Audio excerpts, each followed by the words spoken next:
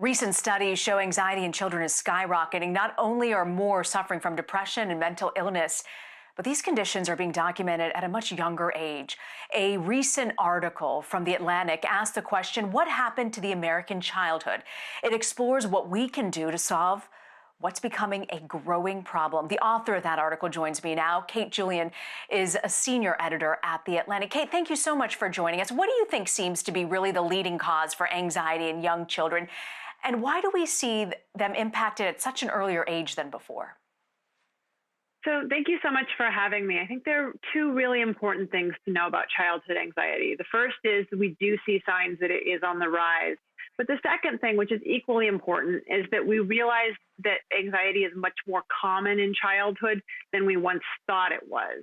That's not only because it's rising, it's because we now know from studies where they've taken adults with mental health issues and gone back and tried to figure out when and where did their mental health issues start, that anxiety was actually the first thing to show up.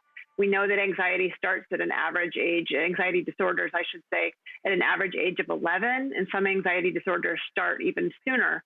But this is actually great news because anxiety is one of the best understood things in mental health, and it's one of the most treatable things, much more so than some of the things it can lead to.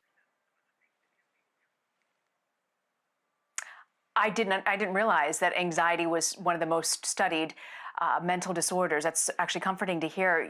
You know, what really surprised me was when you read about this pandemic and the children going through it, even before all of this, suicides among children between, or I should say the population between 10 and 24, were up 56% over the past decade. Why do you think that is? Well, we need to remember that suicides tragically have been up among most age groups since the turn of this century. But the rise among younger Americans is sharper and steeper and really concerning. Just as harrowing as the number you just mentioned actually is the suicide rate among kids younger than that, like the 5 to 11 bracket has more than doubled. And there are a bunch of reasons for this. It's certainly a manifestation of depression.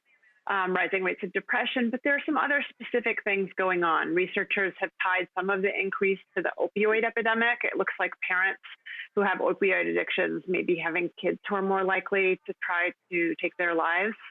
It appears that the decrease in use of antidepressants among youth may also play a role. Back in the early 2000s, there was some concern about whether antidepressants were safe for younger kids and teens, and so there's been a decrease in efforts to treat those things. And then there's some other sort of very, very difficult parts of this to deal with. Suicide, we know, can be catching. One suicide in the community can lead to suicide clusters, and that's a really sad part of this as well. Yeah, it really is. You know, in your article, you say, and I'm quoting here, we now know that anxiety disorders are by far the most common psychiatric condition in children, and we are far more common than we thought 20 to 30 years ago. How can you tell the difference between what might be just adolescent growing pains and what is really fundamental depression? Right. So when we look at anxiety specifically, and this would also be true for depression, we have to realize that sadness and worry and stress are part of human life, right? Everybody experiences these emotions. They are universal.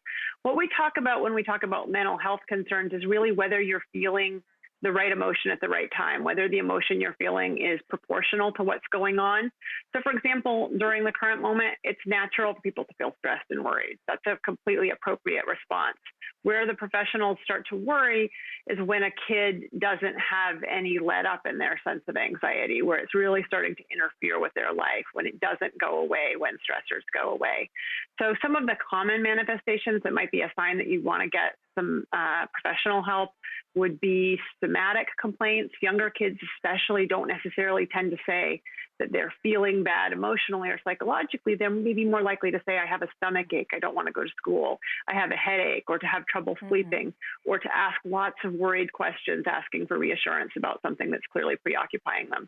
And that's a sign that you might want to get checked out. And that's furthermore something that we can do during the current crisis. A lot of therapists are seeing people through telemedicine, and insurance should cover that. If you do have a child who sort of says these things, I've got a stomach ache, you know, other issues that could potentially manifest or be a sign that they have anxiety, what should parents do? So I think the first thing is, as I was saying, to sort of understand that anxiety itself is a normal feeling. What we talk about when we talk about anxiety disorders is something where the worry or the sense of stress that is provoked by that worry becomes so overwhelming and all encompassing that the child doesn't know how to cope with it and then has to avoid the thing that is causing that feeling. So, for example, a kid who's got anxiety around school may become so stressed out that they really can't bear the idea of going to school. And then that starts to really impact their life in negative ways.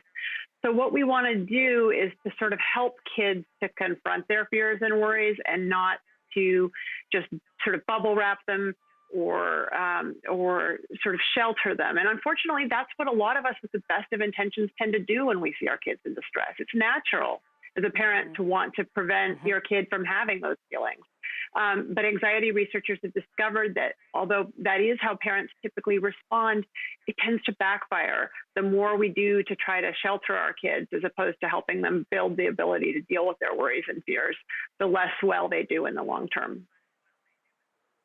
It was a fascinating article, Kate. I'm grateful you could join us, especially as a parent. I learned so much from this. So thank you very much for joining us. Kate Julian with The Atlantic. Thank you so much for having me.